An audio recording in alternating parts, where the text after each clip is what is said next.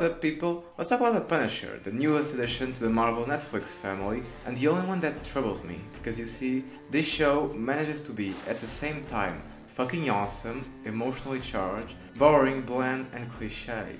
So, are you seeing my problem? It's the first Netflix Marvel show that starts off okay to that's pretty good, but then gets better and better. Not to say some subplots couldn't have been better handled and that there isn't missing personality or style, but the Punisher managed to do something that I didn't think it was possible after watching these two pieces of shit. And that was, it kept me interested until the very end, and not because of how moronic and laughable the episodes got, but because of how well the plot progressed during the final episodes. It didn't become cartoonish or awful, and it managed to deliver a satisfying conclusion. I miss that feeling. It was there when I first saw Daredevil and The Return with Jessica Jones, but until now, that was it. Thank God the Punisher came along. Anyway, there's a lot I want to say about this show, so let me divide this in sections because it's easier and I'm lazy.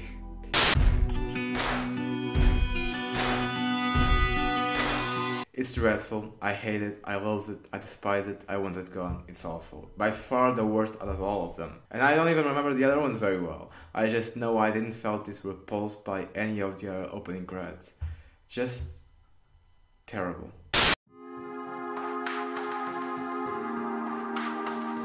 There isn't one. The cinematography, camera angles, framing and all that stuff, it looks very slick and slightly cinematic, but not quite. It's the cheaper version made for Netflix. Not quite as good as the look of Sicario or The Dark Knight, for instance, and the only way you can tell that you're not watching Daredevil or Jessica Jones is because the colors red and purple aren't used with frequency, or at all.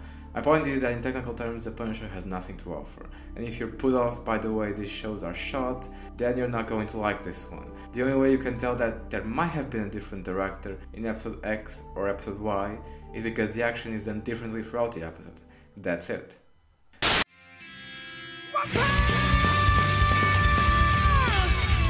The first episode was a self-contained story, and I liked it, but it's in the second episode where the real meat of the show starts to develop. And by the third, you begin to realize that there was a better way of telling this story. Like, they were purposely stretching out the plot and messing with the pacing so they could fit their 13 episodes agenda, and they shouldn't have done that. Because the direction as it is, besides being generic and cliché, it also makes the show a little bit tedious for people to watch. Unless you really love mediocre writing and the exact same look as all the other Marvel Netflix shows, then there isn't much to this series besides watching Frank in action. The story they have is okay, it's serviceable, but once you figure out what they're trying to do, you start realizing that the execution is incredibly bland. There's zero grace or cleverness to the Punisher. If the main character wasn't so likable and just fun to watch, this show wouldn't be worth the time. It's literally a weaker version of Daredevil. What they should have done is, instead of just using the plotline of Frank killed all the people he believes to have been involved with his family's death, and now he has nothing else to do but destroy walls with a hammer just in the first episode, they needed to use that, combined with a more dynamic writing, and fill the first 3 to 4 episodes. Then episode 1 wouldn't have felt like such a throwaway episode, and while they show us Frank's life, they would also gently start to introduce the other subplots, with Madani and her case, the kid that's slowly losing his marbles and becoming a terrorist, his best friend and his mercenary gang, and the computer guy. But for this, you would need 1. Better directors, and 2. Better writing.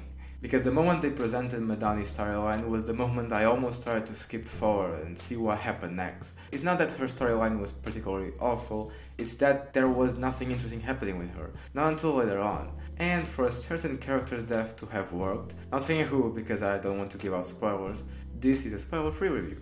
There first needed to exist some sort of emotional connection with that character, and it needs to be something more than, oh, him? Okay. One thing Stranger Things Season 2 did flawlessly was the character of Bob. He had a perfect arc, and by the end you felt like someone you cared about, or at least someone you knew to be one of the good guys, had died for something greater than himself. Here, it just feels like a plot device to have Madani eventually discover that this guy is an asshole. Something that really shouldn't have been that hard to discover. Anyway, there's another thing I want to talk about concerning the characters, but it's not really a criticism since I could be forgetting something. I didn't quite understand the relationship between Frank and David's family. Did they know each other from before, or was that just Frank hallucinating? And why did the interactions between Frank and his family seem way more intimate than expected? Like, this was only the second time he sees the mom and the first time he talks with the kids, so I'm not sure why they were all so familiar with each other. But I don't know, maybe I'm missing a few scenes. I just wanted to point it out. Speaking on Frank's flashbacks, did anyone else notice that they were filmed like POV porn, or was that just me? It was extremely uncomfortable.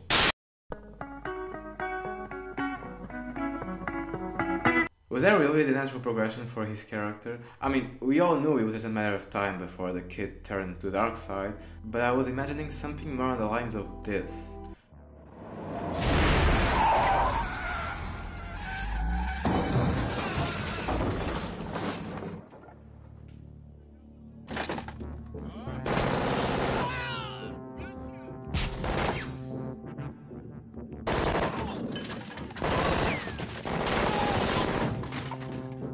When I'm pissed off and feel like smashing everything around me, I don't stay calm, buy ingredients, and carefully build a bomb.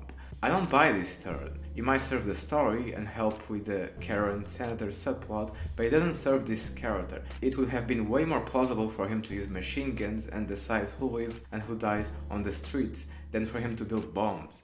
Look at this. Does that look like the type of thing a guy about to explode would do, or is that something more of a Joker thing to do?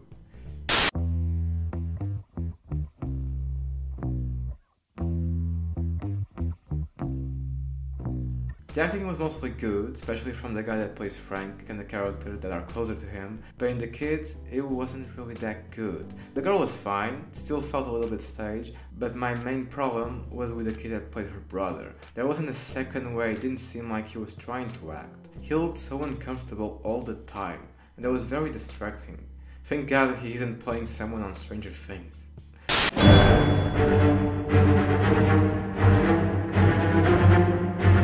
Almost non-existent, and I like that. They literally just acknowledge Daredevil. I guess I also wouldn't want to exist in the same universe as these shows. Anyway, I like The Punisher, and overall I would say it's one of the best Marvel Netflix shows. It's the only one that gets better and better as it goes along. Daredevil Season 1 and Jessica Jones were consistently great. Daredevil Season 2 was dumb, but still good. Luke Cage started out good and then got stupid. Iron Fist was shit from beginning to end, just like Defenders. But this, from episode 9 to 13, it's like everything got an upgrade. The pacing got more intense, the story got more intriguing, and the action was beautiful. I just wish the blood didn't look so damn fake. I don't know, did the contract Marvel and Netflix signed contain a special clause for computer-generated blood? Because that would explain a lot. I'm giving The Punisher a 6 out of 10. It's below Daredevil and much lower than Jessica Jones, but slightly above Luke Cage and better than this other crap. I'm not sure if I would change it into a 7. I'm not ready to call this show great. Maybe if the second season is spectacular, like Attack on Titan, then of course I will change it. But for now, I'm just calling it pretty good and recommending it. Definitely worth your time. Unlike this. Anyway, thanks for watching, hope you like it, comment below, down below, leave an upvote for that feed me algorithm, and I'll see you next time. Bye bye!